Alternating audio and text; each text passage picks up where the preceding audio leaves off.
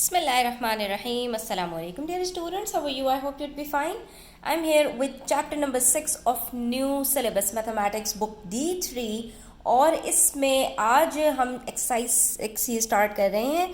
तो बच्चों हम अब ये सीख चुके हैं कि किसी भी लाइन का ग्रेडियंट कैसे मालूम किया जाता है, किसी भी स्ट्रेट लाइन की लेंथ कैसे मालूम की जाती है, और अगर ट्राइंगल बन रहा हो तो एरिया कैसे कैलकुलेट करते हैं, पेरीमीटर कैसे कैलकुलेट करते हैं। ये सब चीज़ें हम अभी तक सीख चुके हैं। ठीक है, तो बच्चों अब हमसे जो नेक्स्ट बात कही जाएगी इस एक्सरसाइज के अंदर हम क्या चीज़ सीखने वाले हैं वो मैं आपको बताती चलूं कि अब हमसे कहा जाएगा कि भैया अगर आपके पास एक लाइन है ऐसी, ठीक है, या एक लाइन है आपके पास ऐसी, तो अब आपको इसका ग्रेडियंट मालूम है, आपको इसके हो सकता है लाइन के स्टार्टिंग और एंडिंग कोऑर्डिनेट्स मालूम हो। ठीक है, इसके जो वर्टिसेस हैं आपके पास उसके आपको कोऑर्डिनेट्स मालूम हो सकता है कभी आपको ग्रेडियंट मालूम हो और एक आध कोऑर्डिनेट मालूम हो सकता है दोनों कोऑर्डिनेट्स मालूम हो।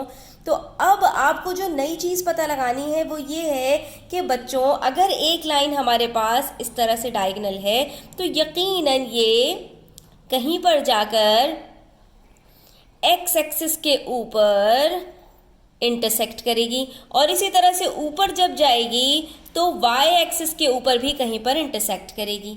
ठीक है बच्चों, तो इस चीज़ को अब आपने देखना है कि अगर हमारे पास एक लाइन है और वो एक्स एक्सिस के ऊपर इंटरसेक्ट करती है तो ये जो वाई इंटरसेप्ट है इसका, सॉरी ये जो एक्स इंटरसेप्ट है इसका बच्चों आप ये देख सकते हैं कि इस लाइन के ऊपर इसके पास एक्स कोऑर्डिनेट तो कुछ होगा लेकिन इसकी वाई की वैल्यू क्या होगी, 0 होगी। तो यानी कि एक लाइन का एक्स इंटरसेप्ट क्या है अब हम इस एक्सरसाइज के अंदर वो सीखने वाले हैं, या इस लाइन का वाई इंटरसेप्ट क्या है हमें वो बता दीजिए।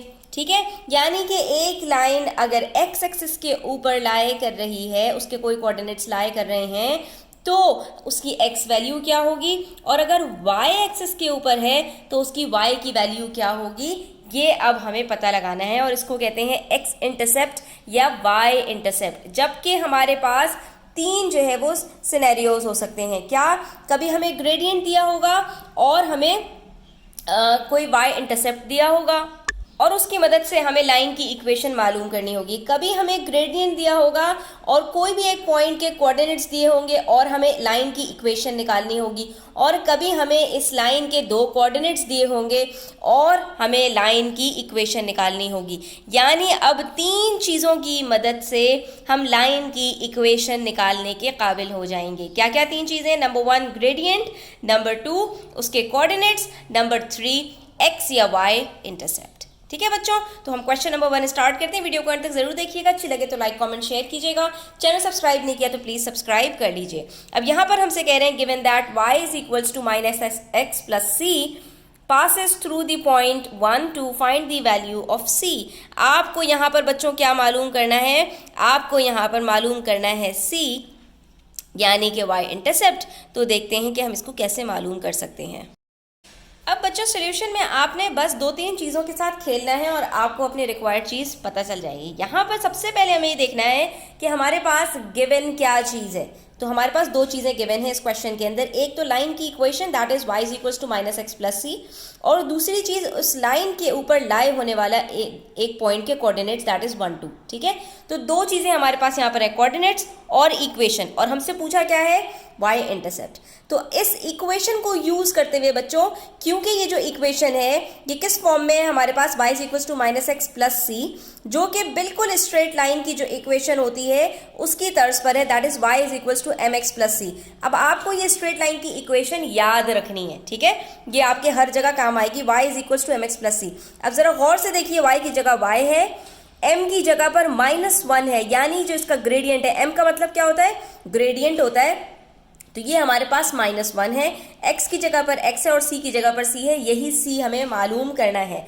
तो m की जगह पर बच्चों हम कह सकते हैं कि हमारे पास -1 भी मौजूद है, y और x के कोऑर्डिनेट्स इस लाइन के ऊपर लाए होने वाले जो हमारे पास हैं हम उन्हीं को यूज़ करेंगे। तो y की वैल्यू भी है, x की वैल्यू भी है और m ऑलरेडी गिवन है। इस इक्वेशन को यूज़ करते हुए सिंपल आपने क्या करना है, वैल्यूज़ को पुट करके c की वैल्यू को कैलकुलेट करना है।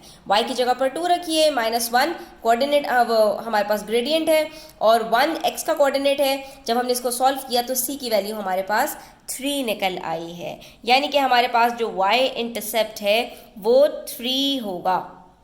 यहाँ पर मैं आपको ड्रॉ करके भी दिखा देती हूँ बच्चों, ये देख सकते हैं स्ट्रेट लाइन है, y ये हमारे पास कोऑर्डिनेट्स दिए हुए हैं 1 2 और y इंटरसेप्ट हमारे पास यहाँ पर आ रहा है 0 3, आप ये देख सकते हैं। ठीक है, तो c की वैल्यू हमारे पास बिल्कुल करेक्ट निकली है, इसमें कोई गलती नहीं है। ठीक है, y इंटरसेप्ट इसी को कहते हैं कि y एक्सिस के ऊपर अगर हमारे पास कोई लाइन जाकर इंटरसेक्ट करेगी तो उसका हमारे पास y कोऑर्डिनेट क्या होगा। ठीक है बच्चों, इसी तरह क्वेश्चन नंबर 2 है हमारे पास, the point -3 3 lies on the line y is equals to 4x plus k। Again हमें इक्वेशन दी हुई है और एक पॉइंट के कोऑर्डिनेट्स दिए हुए हैं, find the value of k, और हमें दोबारा से ये जो k है यानी हमारे पास जो y इंटरसेप्ट है इसको मालूम करना है। तो आइए इसको देखते हैं कि हम इसको किस तरह से सॉल्व कर सकते हैं। सेम वही मेथड है जैसे इक्वेशन थी। इक्वेशन के अंदर हम पहले ग्रेडियंट देखेंगे, 4 दिया हुआ है, और उसके बाद y और x की वैल्यूज़ हम इस पॉइंट से लेकर इसके अंदर पुट करके k की वैल्यू कैलकुलेट कर लेंगे। बस मेथड सेम है, वैल्यूज़ डिफरेंट है। ठीक है, आपने सिंपली कोऑर्डिनेट्स लिखे, इक्वेशन लिखी, और इक्वेशन के अंदर क्योंकि ये पॉइंट्स लाई कर रहे हैं लाइन के ऊपर तो इनको आपने वैल्यूज़ को पुट किया और उसके बाद आपके पास k की वैल्यू आ गई 15। तो स्टूडेंट्स बहुत ही सिंपल क्वेश्चन था, हम इसी तरह के मजीद क्वेश्चन सॉल्व करते रहेंगे। वीडियो को एंड तक देखने का बहुत शुक्रिया, अपना ख्याल रखिएगा और बेल आइकन को प्रेस करके जाइएगा ताकि आगे आने वाली वीडियोज़ का आपके पास नोटिफिकेशन फ़ौरन पहुँच सके। अपना ख्याल रखिएगा, अल्लाह हाफ़िज़।